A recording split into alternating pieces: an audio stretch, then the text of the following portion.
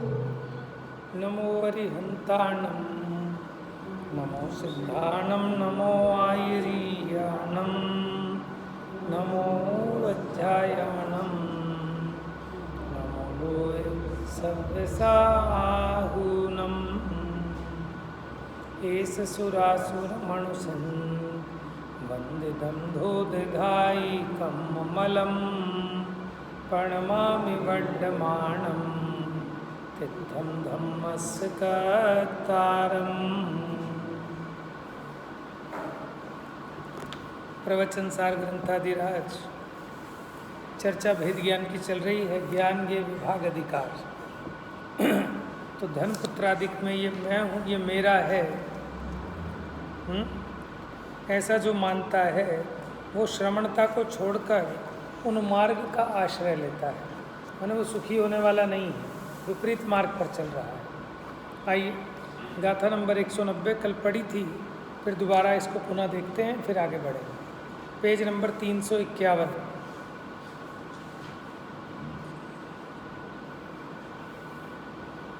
मिल गया? न चयदि जोदुममत्तिम् अहं ममेदं ति देहदविणेषु सोऽसामन्नं चत्ता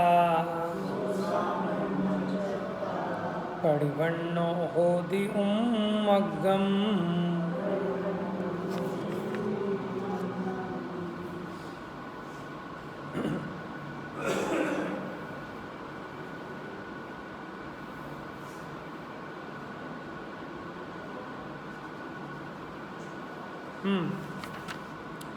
न चैदी जोदु ममत्तिम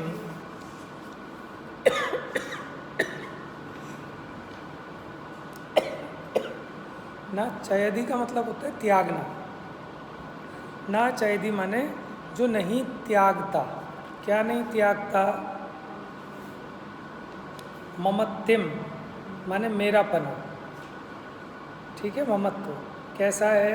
अहम यानी ये मैं हूँ, ममेदम ये मेरा है, इति देह दविणेषु किसमें? देह में और द्रव्य में यानी धनादिक में, शरीर और धनादिक में ये मैं हूँ और ये मेरा है। ऐसे इस ममत्व को जो त्याग नहीं करता, नहीं छोड़ता, सो सामन्नम चत्ता वो श्रामणता का त्याग करता है, माने वो मुनिपने का त्यागी है। क्या मतलब?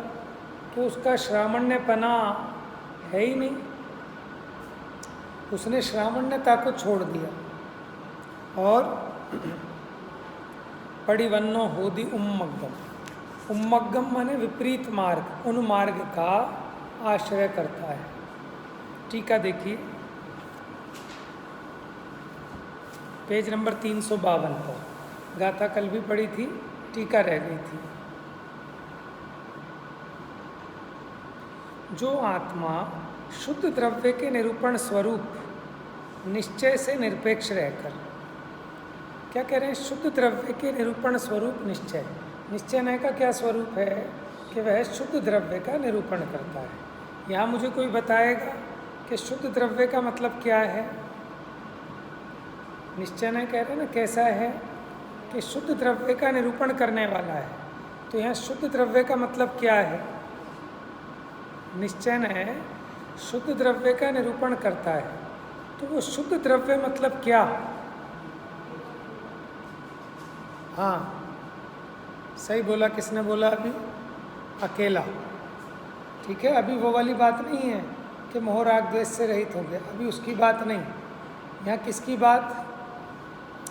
कि पर द्रव्य को मिला के कथन नहीं किया। जो द्रव्य है उसके अपने गुण पर्याय, उससे उसका अभेद कथन करना, ये निश्चय का विषय। उसी को कह रहे हैं शुद्ध द्रव्य का। एक द्रव्य को दूसरे द्रव्य के साथ मिलाकर कथन करे तो वो अशुद्ध द्रव्य का निरूपण करने वाला तो व्यवहार में है।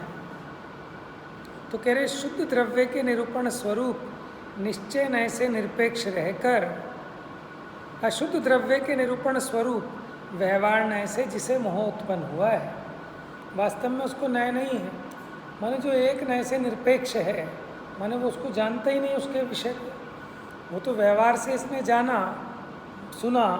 क्या जाना सुना? कि अशुद्ध द्रव्य के निरूपण को ही इसने सुना अनादि से। सामान्य जीव तो यही जानते हैं कि मैं मनुष्य हूँ, ये मनुष्य है, ये चींटी है, ये हाथी है, यही जीव है, यही सब कुछ है, और ऐसे ही मान रहा है एकांत रूप से। तो बिना निश्चय का व्यवहार नहीं होता। क्या होता है? व्यवहाराभास। देखो, जैसे एक अंधे ने हाथी का पैर पकड़ा और उसको ऐसा लगा रहे तो खंबे जैसा है, ठीक है। अब उसने मान लिया कि हाथी खंबे जैसा होता है। उसका ये ज्ञान सम्यक है कि मिथ्या है? हाँ जी, रमेश भाई साहब। हाँ हाँ, मिथ्या है ना। क्यों? क्या भी उसने पूरे हाथी को जाना नहीं, सिर्फ पैर को जाना और वो खंबे जैसा है। तो क्या मान लिया उसने कि पूरा हाथी खंबे जैसा है? तो गड़बड़ हो गई ना। अगर उसने पूरा हाथी हाथ से टटोला होता और फिर पैर पकड़ता तो समझ जाता कि भाई पैर की तरफ से पैर की अपेक्षा खंबे जैसा है। बात समझ रहे हैं? और जो बाकी से निरपेक्ष खाली वो पैरों को छूकर खंबे ही जैसा मान ले तो वो तो मिथ्या हो गया, एकांत हो गया। उसी प्रकार जिसको वस्तु का यथार्थ स्वरूप नहीं पता और जिसने शुरू से अशुद्ध न्याय का कथन ही सुना है, निरूपण तो ऐसे ही किया जाता है कि संसारी जीव है, पंचेंद्रिय जीव है, मनुष्य जीव है, ये व्यवहार न्याय का निरूपण है।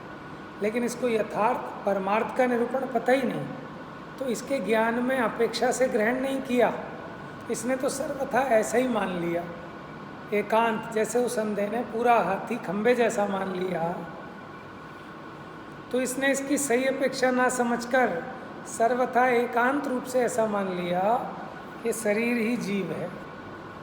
ठीक है, ये वो शब्द है कि शुद्ध द्रव्य के निरूपण स्वरूप निश्चय नय से निरपेक्ष रहकर माने निश्चय नय का तो खबर ही नहीं, और अशुद्ध द्रव्य के निरूपण करने वाले व्यवहार नय से जिसे मोह उत्पन्न हुआ है। मोह उत्पन्न हुआ ना फिर, क्योंकि उसने इस दृष्टि से देखेगा तो इस शरीर से मोह उत्पन्न होगा, मोह का नाश नहीं होगा। ऐसा वर्तता हुआ मैं यह हूँ और यह मेरा है, इस प्रकार आत्मीयता से, आत्मीयता मतलब अपने पने से, देहे धनादिक, ये स्वद्रव्य हैं कि परद्रव्य हैं? देह और धन परद्रव्य हैं, लेकिन उन परद्रव्यों में क्या माना? ये मेरे हैं, ये मैं हूँ, ऐसे ममत्व को नहीं छोड़ता। वह आत्मा वास्तव में शुद्धात्म परिणति रूप श्रामण्य नामक मार्ग को दूर से छोड़कर अशुद्ध आत्म परिणति रूप उन मार्ग का ही आश्रय करता है। अब इसके हिसाब से बताओ, श्रामण्य मार्ग क्या है? श्रामण्य, श्रवण का मतलब होता है मुनि, और श्रामण्य माने मुनि धर्म। क्या है मुनि धर्म? शुद्धात्म परिणति, निरंतर अपने शुद्धोपयोग में मुख्यपने लीन रहते हैं, ये मुनिराज का धर्म है। इसी का नाम सच्चा मुनिपना है। तो ऐसे शुद्धात्मानुभव से दूर हो जाता है और अशुद्धात्म परिणति रूप उन मार्ग का ही आश्रय लेता है। इसलिए श्रवण को दूर छोड़ देता है।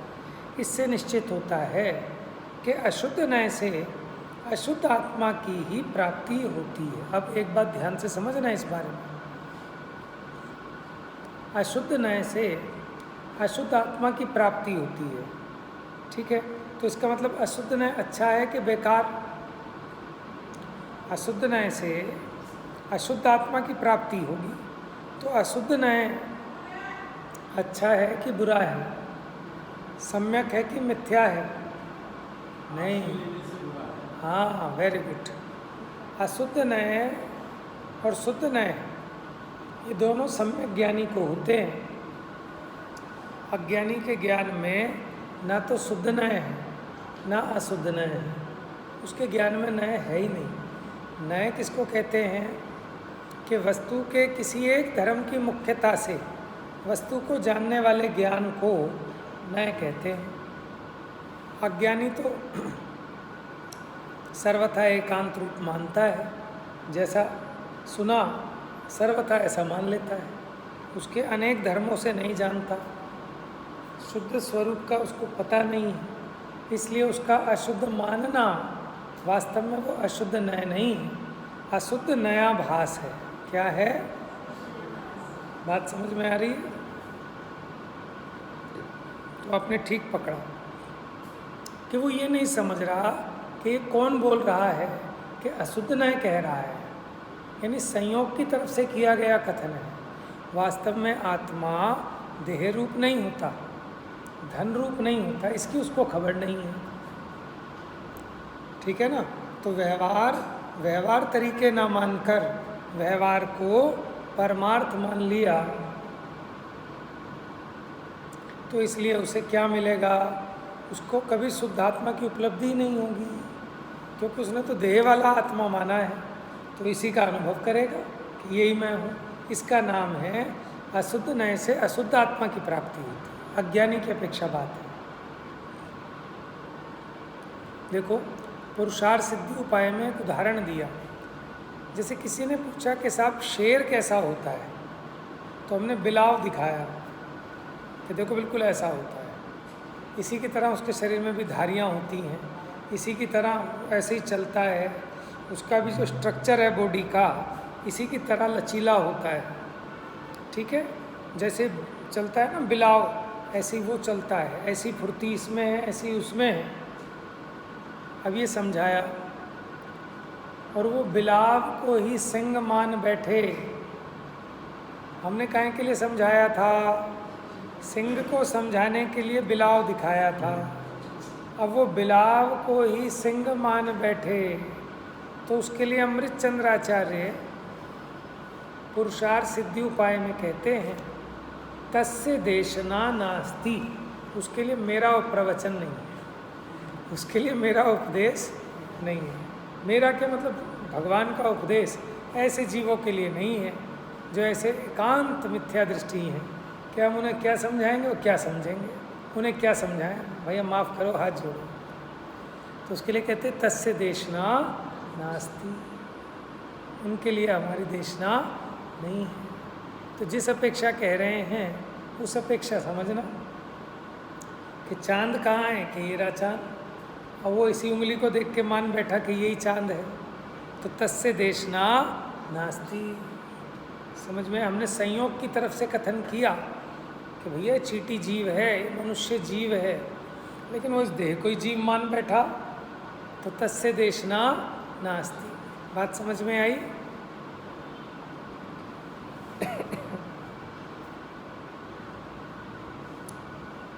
अब कहते हैं कि शुद्ध नय से शुद्धात्मा की ही प्राप्ति होती है, क्योंकि शुद्ध नय वस्तु को बिना घाल मेल के स्वाद्रव्य को परद्रव्य में बिना मिलाए जैसा उस वस्तु का स्वरूप है रियल, उसको देखेगा, तो रियल स्वरूप की प्राप्ति होगी। साधन शुद्ध होने पर साध्य भी शुद्ध होगा। नय वस्तु को ग्रहण करने का साधन है। ठीक है? आइए 191, कुल कितनी गाथाएं हैं इसमें?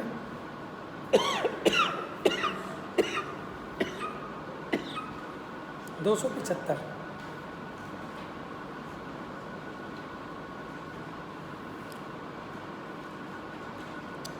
पढ़े?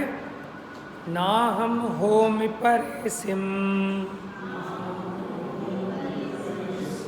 ना में परे संति नाम हमें, ना हम होमि परेसिम न में परे संति नाम हमें को,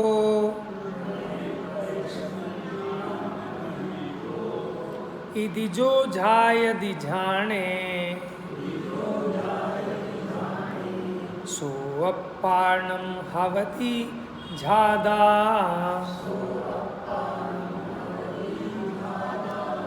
नाहं होमि परेसिम। न अहम नहीं, अहम मैंने मैं, होमी परेसिम माने मैं पर का नहीं हूँ, न मैं परे संति और पर मेरा नहीं है। नाण महम एक को, नाण महम एक को और हम, नाण माने ज्ञान, अहम एक को, मेरा तो एक ज्ञान है, यानी ये पर द्रव्य मेरा नहीं, मैं पर का नहीं, मैं तो एक ज्ञान रूप हूँ। इधि जो झायधि झाणे, ऐसा जो ध्यान में ध्याता है। सो अप्पा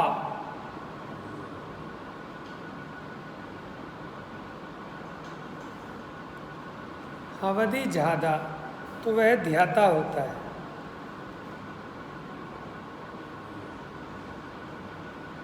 ना हम होमि परेसिम न मैं परे संतिणाण मह में को, इधि जो झायधि झाणे सो अप्पाणम हवधि ज्यादा। तो जो अप्पाणम ना साथ में होगा, यानी आत्मानम हवधि ज्यादा, वह ध्याता आत्मा है। देखिए अन्वयार्थ, मैं पर का नहीं हूँ, पर का नहीं हूँ मतलब माने ये मैं देह का नहीं, ठीक है, मैं अपने माँ बाप का नहीं, मैं अपनी पत्नी का नहीं, मैं अपने बच्चों का नहीं। मानते हैं ना कि मैं इन बच्चों का पापा हूँ, इसका पति हूँ, इसका पुत्र हूँ, तो मैं पर का कैसे हो सकता हूँ? मैं पर का नहीं हूँ, मैं देह का नहीं, मैं कर्म का नहीं, मैं किसी का नहीं, और ये कोई मेरे नहीं। समझ में आया? मैं एक ज्ञान हूँ, ये सामायिक है, खाली बोलने का नाम नहीं। ऐसा जानकर उस समता भाव में स्थित होना, इसी का नाम सामायिक है। मैं पर का नहीं हूँ, पर मेरा नहीं है, पर का नुकसान मेरा नुकसान नहीं है, ठीक है। सारी चिंता पर के नुकसान की, उसे अपना नुकसान मानते हैं। दुकान में माल रखा रखा खराब हो गया, किसका नुकसान हुआ? क्यों भैया, आपका भी होता होगा। माने फैशन आउट हो गया, पड़ा पड़ा माल गल गया दुकान में, किसका नुकसान हो गया? लगता हमको क्या है, मेरा नुकसान हो गया। ठीक है, आप सब्जी मंडी से टमाटर लेके आए 200 रुपये किलो, अब रखे रखे आप फ्रिज में रखे ही भूल गए, यूज़ करना ही भूल गए, इधर उधर रख के, अब नुकसान हो गया। किसका? टमाटर का कि मेरा? बताओ। टमाटर के नुकसान को अपना नुकसान मानता है। आम लाए, कोई आम पिचक गया, पिचका निकल गया, तो क्या मानता है? इतना दुख मनाता है, 4 गालियाँ बकता है आम वाले को। समझ में? 50 रुपये किलो के आम के लिए हैं, पूरी रात संकल्प विकल्पों में गुजार देता है, नींद भी सही नहीं आती, अगले शनिवार पकड़ूंगा उसे। समझ में आया? उसने ठग लिया, लूट लिया है। आम पिलपिला हो गया और तू साथ में पिलपिला हो रहा है। समझ में आया? आम गला है, तू क्यों गलता है? समझ में आया? इसका नाम सामायिक है कि मैं ज्ञान स्वरूपी हूँ। केड़ा आम हो तो मैं केड़ा नहीं होता, पिलपिला आम हो तो मैं पिलपिला नहीं होता। टमाटर के नुकसान में मेरा नुकसान नहीं है। समझ में आया? उसने 2 टमाटर फालतू तोल दिए तो मेरा उसमें क्या बढ़ गया? ऐसे जो अपने स्वभाव का संचेतन करता है, उसको ये राग द्वेष सताते नहीं। वो सामायिक में स्थित साधु है। समझ में आया? वो समता भाव को प्राप्त है, वो सामायिक है। ज्ञानी के 24 घंटे की सामायिक होती है, लेकिन कभी कभी विशेष विचार रूप होती है। जब उपयोग पूर्वक निवृत्ति लेकर अपने आत्म स्वभाव के समीप ठहरता है, मुख्य पने तो वो सामायिक। लेकिन वैसे देखे सामान्य पने क्योंकि उसके ज्ञान में भेद विज्ञान सदा मौजूद है।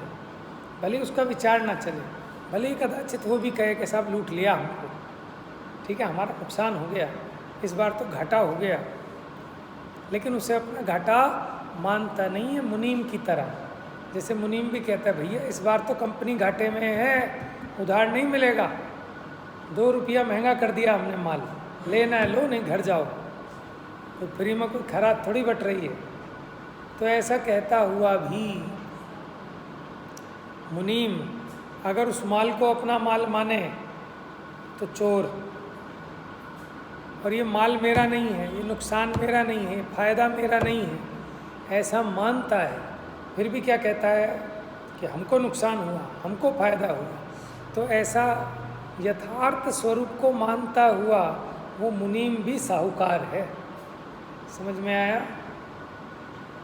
तो ऐसे ज्ञानी निचली भूमिका में उसको भी वैसा होता है जितना राग शेष है, लेकिन श्रद्धा संबंधी दोष नहीं है। मुनीम को भी खुशी होती है, इस बार तो कंपनी में बहुत फ़ायदा हुआ है। तेरा क्या फ़ायदा हुआ, तेरी तनख्वाह थोड़ी बड़ी है, लेकिन फिर भी उसको होता है। लेकिन उसको अपना फ़ायदा समझ ले तो गड़बड़ है, इसका मतलब चोर है। कैशियर के पास पैसा खूब आया तो उसको खुशी होती है आज तो कैश ज़्यादा आया, लेकिन उसे अपना थोड़ी मानता है कि मेरा थोड़ी कुछ बड़ा है। और आज लोग कैश ही कैश लेने आ रहे हैं, पता नहीं कोई भी जमा करने ही नहीं आ रहा। कदाचित वो कहे लगे भी, लेकिन उसको क्या घाटा महसूस हो रहा है कि मेरा तो कुछ भी घाटा नहीं, मेरी सैलरी जो है तो मेरी सैलरी उतनी की उतनी आनी है। आवे सो आवन हारा, जावे सो जावन हारा, ऐसा भेद ज्ञान है। इसका नाम सामायिक है, समता भाव। हम विचार नहीं करते, इसलिए कसाय रूपी शत्रु हम पे हावी हो जाते हैं। समझ में? किसी के सर पे भूत चढ़ जाए, ठीक है, और वो तांत्रिक उसको एक ताबीज़ पहना देता है, वो गलती से ताबीज़ उतार देता है, खोल देता है, तो उसके ऊपर फिर भूत चढ़ जाता है। अथवा उसे कोई मंत्र दिया था, वो मंत्र भूल जाता है, तो फिर वो भूत हावी हो जाता है, और जब उसे याद आता है मंत्र बोलता है तो भूत उतर जाता है। ऐसे ये जीव, इसको श्री गुरु ने उपदेश दिया था, अपने स्वरूप की शिक्षा दी थी, वो शिक्षा अगर इसको याद रहती है तो मोह राग द्वेष रूपी भूत इस पर हावी नहीं हो पाते।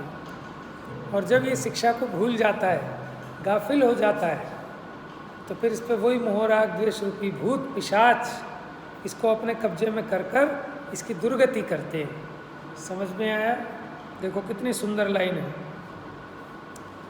मैं पर का नहीं हूँ पर मेरे नहीं है। होते दिखते ही नहीं ना, देख लो आप। अभी मेरे पेट में दर्द हो, मेरे बच्चे क्या करेंगे, मेरी बीवी क्या करेगी, मेरे माँ बाप क्या करेंगे, और मेरे श्रोता क्या करेंगे। समझ में आया? क्या कर लेंगे बताओ? हैं? समझ में आया? लेकिन दवाई तो मैं भी ले आऊँगा, लेकिन दवाई खाने पे भी तो नहीं मिटता। हाँ, ज़्यादा शोर मत मचाओ। होता यही है कि घर वाले भी कहेंगे अच्छा अब ज़्यादा नौटंकी मत करो, सो जाओ, ठीक हो जाएगा। जब आदमी ज़्यादा तड़फे तो उसको धमका भी देते हैं, चुप चलो, और फिर छोड़ छाड़ के जयराम जी की।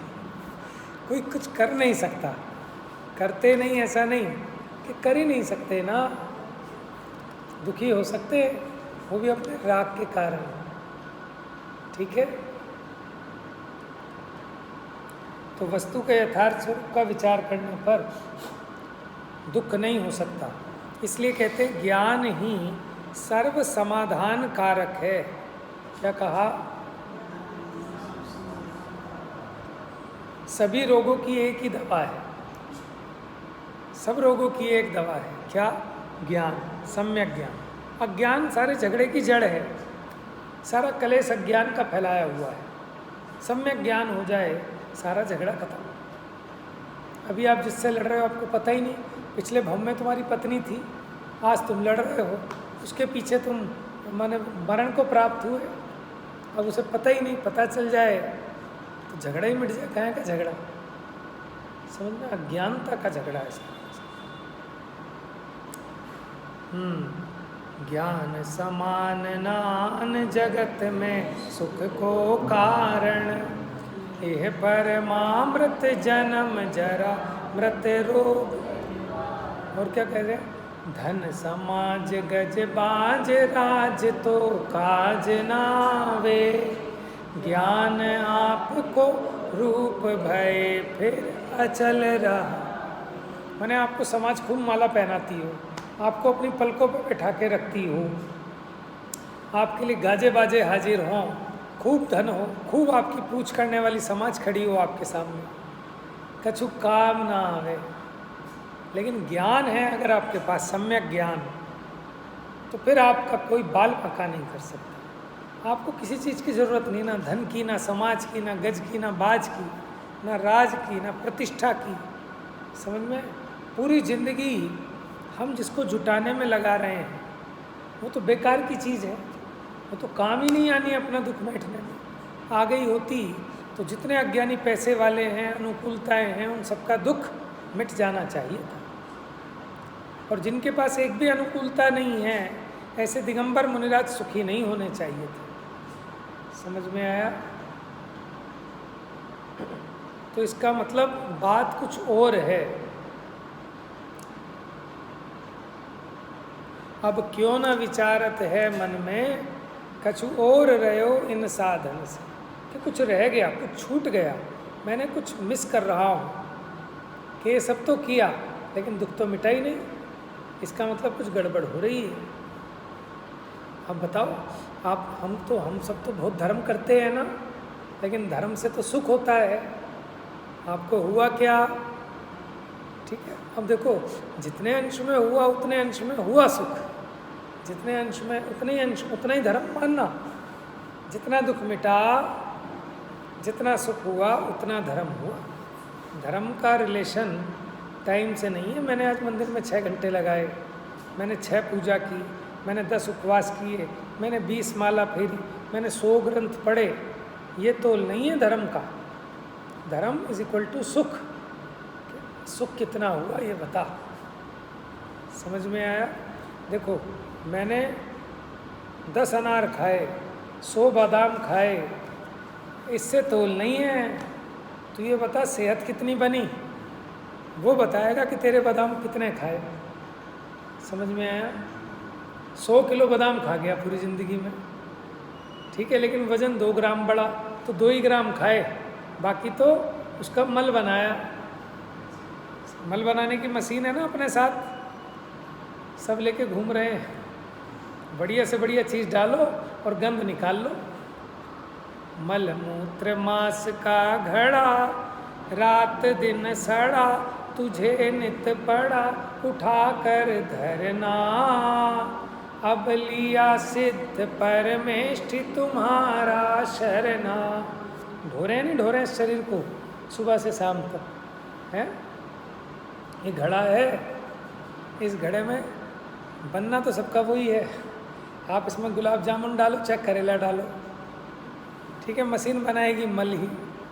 इसलिए मल मूत्र मांस का घड़ा, रात दिन सड़ता है, बदबू भी मारता है। तुझे नित पड़ा उठाकर धरना। लगता ही नहीं है जीव को कि मैं काहे की नौकरी बजा रहा हूँ, कोई दूसरे का काम करेगा। किसी पड़ोसी के घर का घड़ा हो, आप अपने तो उठाते हो, काम करते हो, किसी पड़ोसी का कोई काम करेगा? नहीं करेगा। और वो भी वैसा घड़ा कि जो गंदा हो, जिसके अंदर मल भरा हो, मल का ही बना और मल से ही भरा, बस ऊपर सुंदर सा एक सनील का कपड़ा बांध दिया। आप उसकी मजदूरी करोगे, उठाई धराई, लेकिन इसकी कर रहे हैं, लेकिन कभी लगता ही नहीं है कि पर द्रव्य है ना। और इसमें भी शानो शौकत दिखा रहा है, देखो मेरा घड़ा बढ़िया, इसका घड़ा तो पतला, मेरा घड़ा मोटा, इसका लाल रंग का ही है, मेरा तो नीला रंग का है। समझ में आया? इसको समझ में नहीं आ रहा कि ये तो बिना मतलब की फोकट की मजदूरी चल रही है और कुछ नहीं है इसमें। इसलिए हमने अब सिद्ध भगवान याद आए हैं कि जो शरीर से रहित हैं। समझ में आया? इसलिए भगवान सिद्ध परमेष्ठी, मैंने आपका शरणा लिया कि अब ये मल मूत्र मांस का घड़ा कब तक ढोऊं, मेरे बस की अब ये ढोना नहीं है।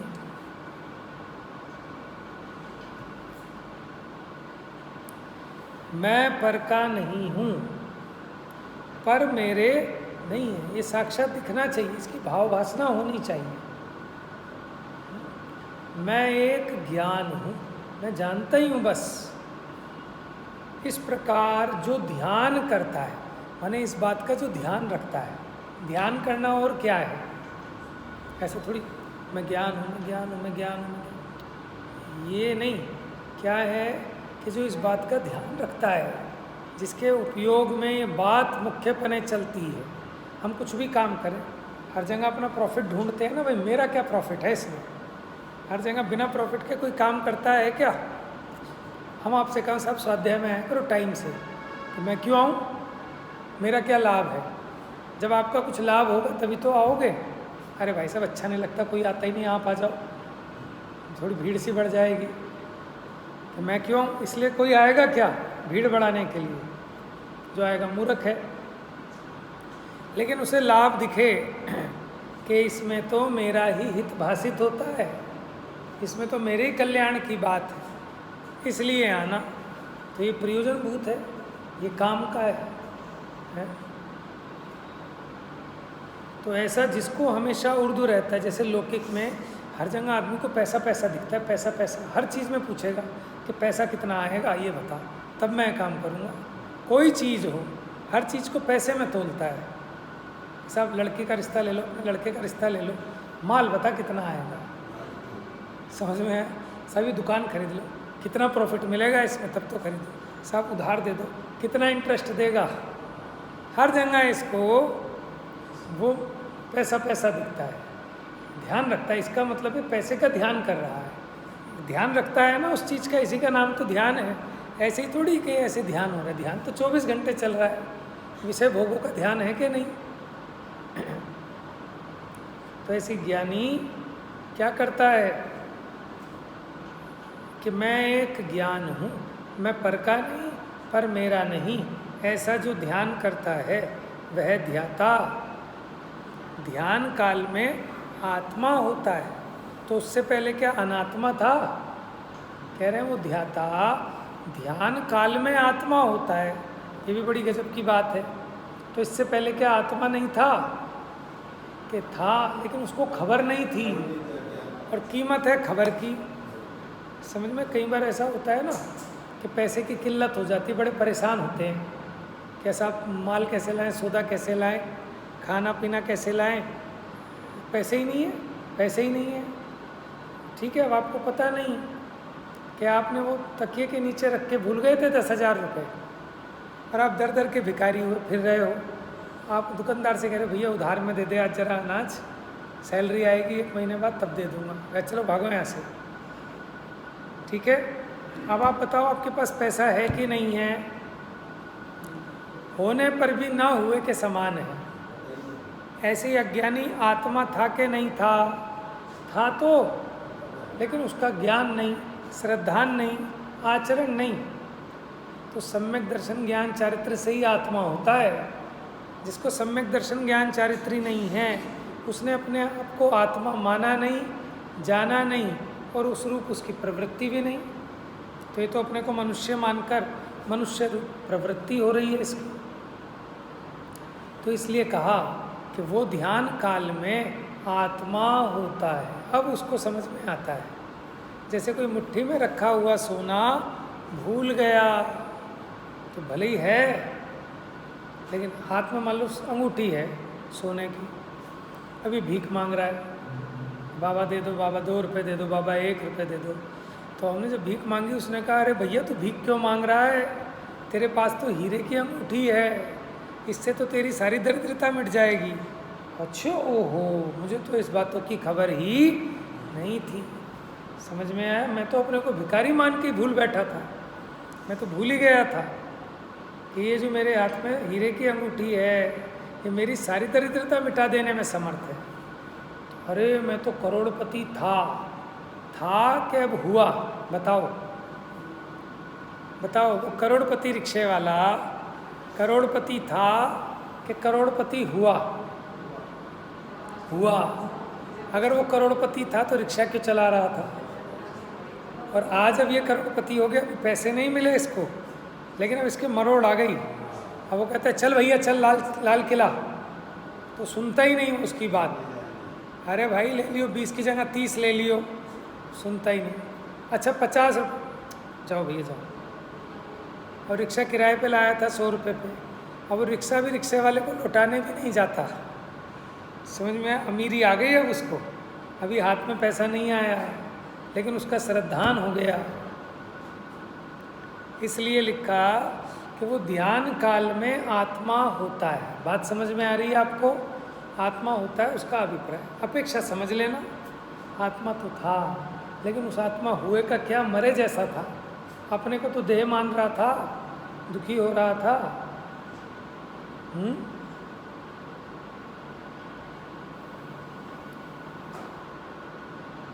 टीका इसकी कल ले लेंगे, ठीक है ना, इस बहाने और रिवाइज हो जाएगी दोबारा। जा वाणी के ज्ञान से सूझ